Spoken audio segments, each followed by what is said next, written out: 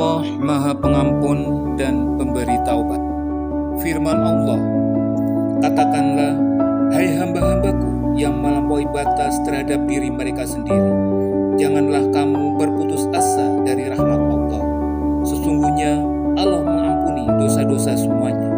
Tidakkah firman Allah ini dapat melapangkan hati, menghilangkan keresahan, dan menghapuskan kehudahan Anda? Tampak bahwa Allah sengaja menyapa manusia dengan kalimat, wahai hamba-hambaku. Adapun tujuannya tidak lain adalah menyatukan hati para hambanya dan menyentuh perasaan mereka agar mendengarkan ayat tersebut dengan baik. Setelah itu, terlihat bahwa Dia mengkhususkan firman-Nya itu untuk orang-orang yang melampaui batas. Itu dilakukan Allah karena mereka merupakan golongan manusia yang paling melakukan banyak kesalahan. Nah, bagaimana dengan kita yang tentu saja juga sering melakukan dosa dan kesalahan? Dalam ayat tersebut, Allah juga melarang hambanya berputus asa dalam mohon ampunan Allah. Allah mengharapkan pula bahwa Dia akan mengampuni siapa saja yang bertobat kepadanya, baik dari dosa-dosa kecil maupun dosa-dosa besar. Tidaklah Anda merasa gembira dan berbahagia dengan firman Allah Subhanahu wa Ta'ala, dan juga orang-orang yang apabila mengerjakan perbuatan keji atau menganiaya diri mereka sendiri, mereka ingat Allah lalu memohon ampunan terhadap dosa-dosa mereka. Dan siapa lagi yang dapat mengampuni dosa selain daripada Allah? Dan mereka tidak meneruskan perbuatan keji itu, sedangkan mereka mengetahui.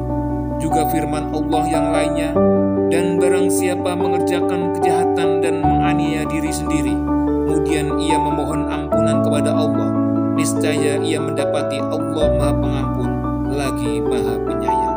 Quran Surat An-Nisa ayat 110. Dalam sebuah hadis sahih, Rasulullah SAW bersabda, Allah yang Maha Tinggi berfirman, wahai anak Adam, sesungguhnya jika kamu berdoa kepadaku dan mengharapkanku, maka aku akan mengampuni atas semua dosa yang kamu lakukan, dan aku tidak peduli.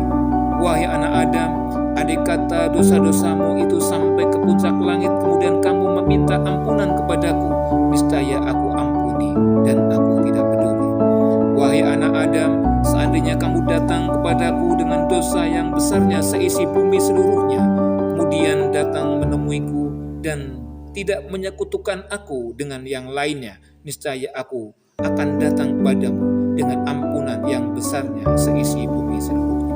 Dalam sebuah hadis sahih yang lain, Rasulullah bersabda, sesungguhnya Allah membentangkan tangannya pada malam hari agar orang-orang yang melakukan dosa pada siang hari bertobat, dan Dia membentangkan tangannya di siang hari agar orang-orang yang melakukan kesalahan di malam hari bertobat, hingga nanti ketika matahari terbit dari arah barat.